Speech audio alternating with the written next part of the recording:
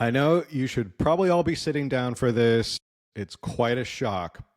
But there's corruption going on in Sacramento. We have that story regarding Newsom's former chief of staff who has been indicted for corruption and funneling campaign funds for her own personal use. We're going to get to that story and more. But first, if you are not part of the 10% of amazing Californians who want to learn more about California political news and other ways we can try and turn this state around, make sure you hit that subscribe, like, notification bell. All that stuff helps with the algorithm. And let's get into this story and much more right now. We should start off by saying this is one of the most powerful and influential women in California politics. Governor Newsom's former chief of staff, Dana Williamson, just within the last hour and a half or so, left the federal courthouse here on a $500,000 bond facing serious allegations. She's accused of conspiring with Javier Becerra, who is currently a candidate for governor and the former U.S. Health and Human Services Secretary, conspiring with his chief of staff, Sean McCluskey, to take $225,000 from Becerra's political campaign account.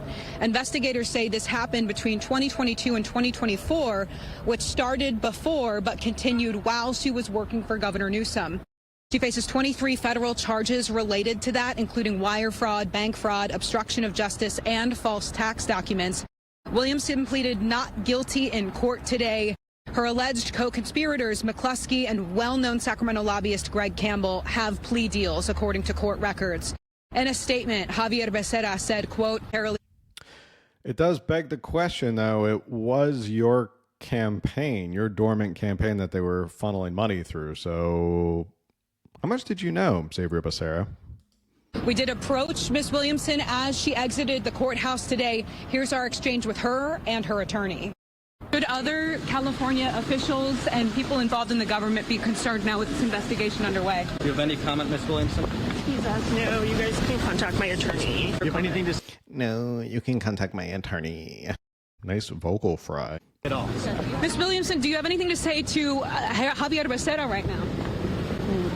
He called this a gut punch. Ms. Williamson, you have nothing to say with the 23 counts against you, alleging that you and co-conspirators funneled money from Javier Becerra's campaign. I think that you guys, I just said, please, you guys can contact my attorney for a state. Talk to her attorney. You have nothing to say to the people of California, Ms. Williamson. Nothing to say.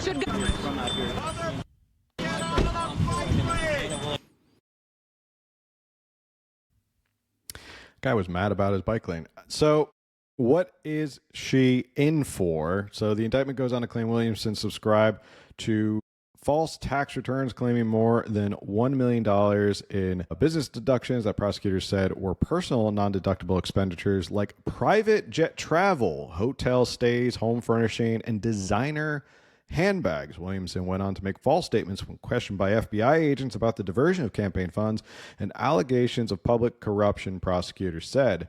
This is a crucial step in an ongoing political corruption investigation that began more than 3 years ago, U.S. Attorney Eric Grant said. As it always has, the U.S. Attorney's Office will continue to work tirelessly with our law enforcement partner to protect the people of California from political corruption. Williamson faces 23 charges, including conspiracy to commit bank fraud, wire fraud, conspiracy to defraud the United States and obstruct justice, and subscribing to false tax returns and making false statements. Prosecutors said if convicted, she could face up to 20 years in prison.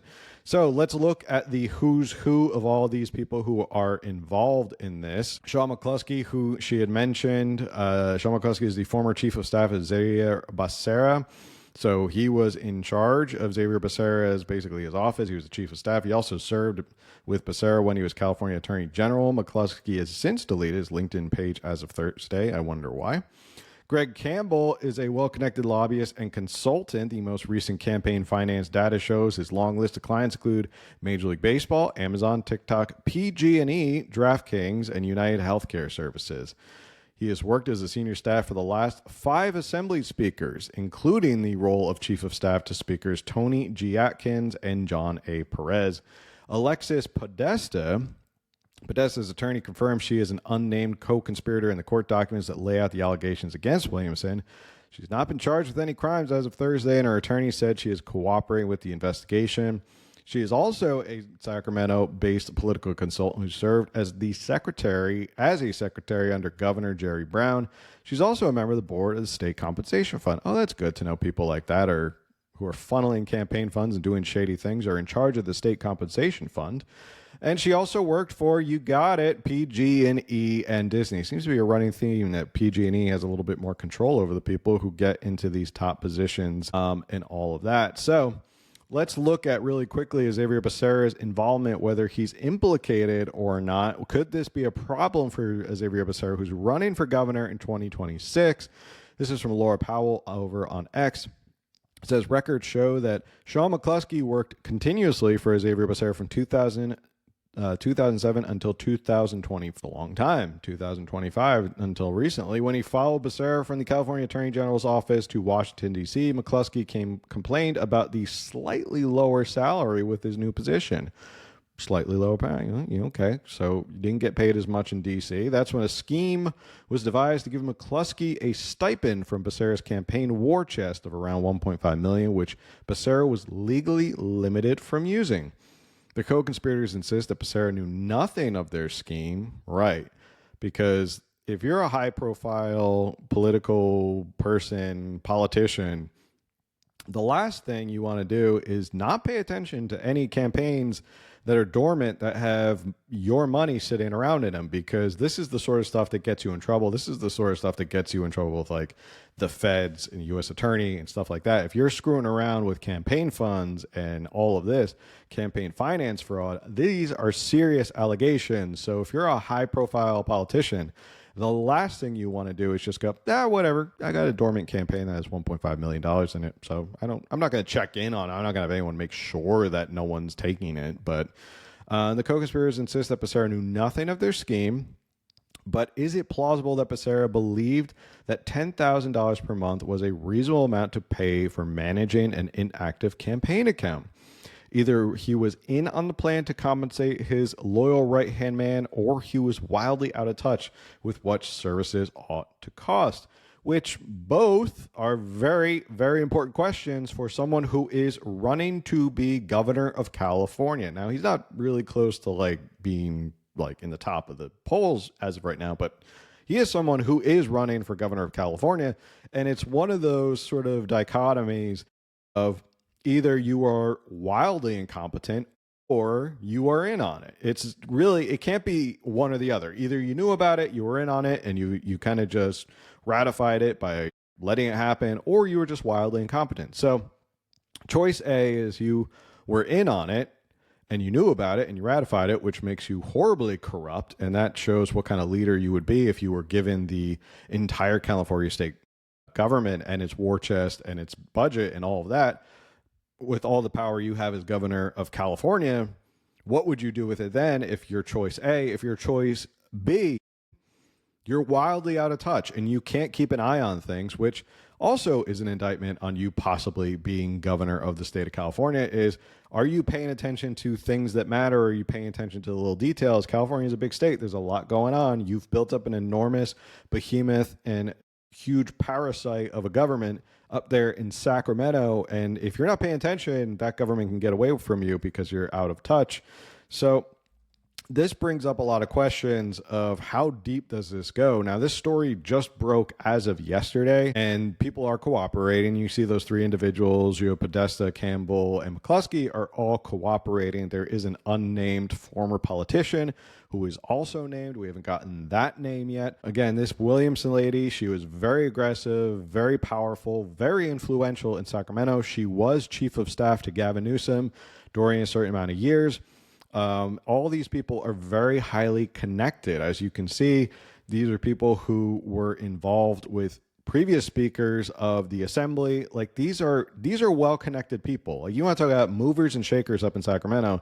These are movers and shakers up in Sacramento, and they've all been dragged into this and taken down by this corruption charge by this Williamson woman who was using this campaign funds, $250,000 of it, to basically as a slush fund to pay themselves out of this bogus consulting firm. I guess it's kind of bogus because they weren't really doing anything. It was a no-show job.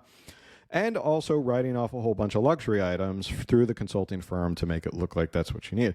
So my issue here is, why I started off the video said, I know you're probably shocked. I know that you should be sitting down because you're probably shocked that there's stuff going on in Sacramento, that there's corruption in the state of California.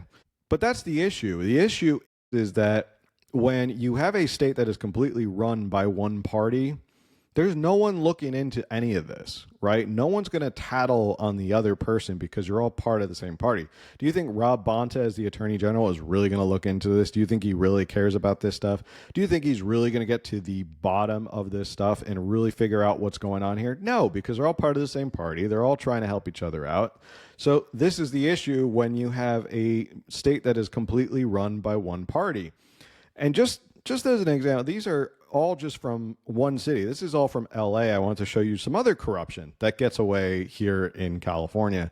A pay-to-play scheme, a sprawling federal corruption investigation looking into possible bribery, extortion, money laundering, and other crimes, laying one former council member in prison and led another to a guilty plea. Former city council member Mitchell Englander was sentenced in 2021 to 14 months in prison after being convicted of lying to federal authorities about his dealings with a businessman who provided him with $15,000 in secret cash payments and a debauched night in Vegas. And then Jose Huizar, I imagine that's how it's said. Englander's case, though, is part of a larger probe into an alleged pay-to-play scheme, which was centered on former council member Jose Huizar.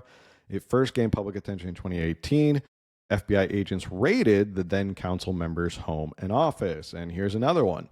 This is also from LA. LA is a hotbed of corruption because, again, when it's a city run completely by Democrats, who's watching who? Who's going to rat on anybody unless the feds get involved? One of Los Angeles' most prominent political figures, suspended city council member Mark Ridley Thomas, was indicted in 2021, along with a former USC dean, on federal charges that he took bribes from the dean in exchange for directing millions in public funding to the university. So prosecutors said the kickback scheme occurred when Ridley Thomas sat on the LA County Board of Supervisors in 2017 before he joined the city council, from which he was later suspended. He was found guilty in March on 7 of 19 counts, including conspiracy, bribery, honest services, mail fraud, and honest services wire fraud. And then one more. This was recently Corinne Price to face new corruption charges. The DA, so this isn't federal, but the DA of Los Angeles has brought new charges against another council member of Los Angeles. LA, you got to get your stuff together right now. You are at the head of all this corruption. To face new corruption charges because he had been signing off on policies, ordinances, legislation that was funneling money and funneling contracts and money to his wife's company. And he's pretending like I had no idea. I had no idea that this is what was going on. I had no idea it was all going to my wife. So more corruption, more funneling money, and this is tax dollars that are being funneled. So this is a bigger issue. But needless to say, we have a huge issue with corruption here in California. So again, I know you're not shocked. I know you're not shocked of me telling you this breaking news that there is a woman who is very highly influential in Sacramento, was the chief of staff of Gavin Newsom. You have the chief of staff of Xavier Becerra. You have other consultants. You have other people who've worked for previous speakers of the assembly, very powerful and influential people. And I know that you're shocked that there's corruption. And I say that with the ultimate sarcasm, because when there is nobody to look after these people, there's no one to hold them accountable, why worry about getting caught? In reality, why worry about getting caught? So why is anyone going to rat somebody out? You're all on the same team. So this is not something that's new, but it is something that we as voters have to really, really make our voices heard about. This is something that we have to really let people know that we're not standing for this, because corruption with campaign funds is one thing. It shows that you have bad people, bad faith actors who are working within Sacramento. And then you have issues of corruption like you have in LA, where they're using city funds and taxpayer funds and funneling it to their wives and spouses and kickbacks and all that stuff.